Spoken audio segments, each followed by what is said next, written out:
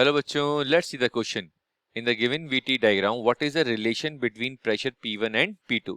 तो यहाँ पे बच्चों आपको वॉल्यूम और टेम्परेचर का ग्राफ गिवन है और यहाँ पे दो स्ट्रेट लाइन देख रहे हैं, एक P1 के लिए एक P2 के लिए। अगर हम बात करें स्लोप की तो P2 के लिए स्लोप ज्यादा है और P1 के लिए स्लोप कम है।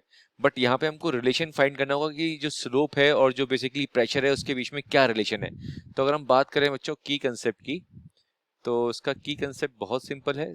की कंसेप्ट कहता है अगर आपको आइडियल गैस इक्वेशन पता है तो पीवी इक्वल्स टू क्या होता है बच्चों, एनआरटी। ठीक है, तो यहाँ से वॉल्यूम अपॉन टेम्परेचर आ जाएगा बच्चों n R upon P. Volume temperature का स्लोप है वो क्या देगा आपको, प्रेशर देता है जनरली, लेकिन यहाँ पे वॉल्यूम अपॉन टेम्परेचर किसके इक्वल आ रहा है, एन आर अपॉन पी के इक्वल आ रहा है। तो आप बोल सकते हैं जो वॉल्यूम और टेम्परेचर का स्लोप है, slope of the graph, slope of the graph is inversely, क्योंकि देखिए ये एन और आर तो कांस्टेंट है, नंबर ऑफ जो भी मोल्स है वो भी गिवन होंगे, वो भी कांस्टेंट होंगे, आर भी हमारा कांस्टेंट होगा एक पर्टिकुलर कंडीशन के लिए। तो प्रेशर पे इनवर्सली प्रोपोर्शनल ये डिपेंड कर रहा है। तो आप बोल सकते हैं slope of the graph is inversely proportional to the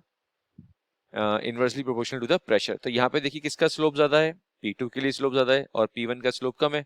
तो जिसका स्लोप ज्यादा होगा उसका प्रेशर क्या होगा बच्चों, कम होगा। तो हम कह सकते हैं यहाँ पर बच्चों, जस्ट अ सेकेंड, यस, जिसका स्लोप ज्यादा होगा उसका प्रेशर क्या होगा बच्चों, कम होगा। तो आप बोल सकते हैं from the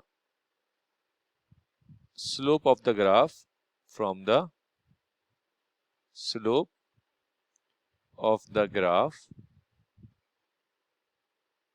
is inversely proportional to pressure.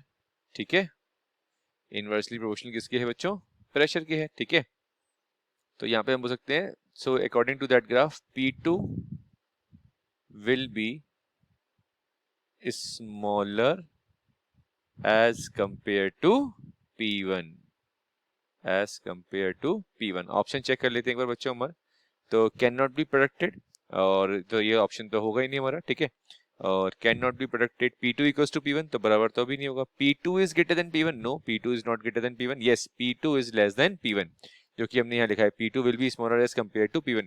तो बच्चों हमारा करेक्ट ऑप्शन हो जाएगा, correct option is fourth, correct option is 4. So I hope this solution is clear to you.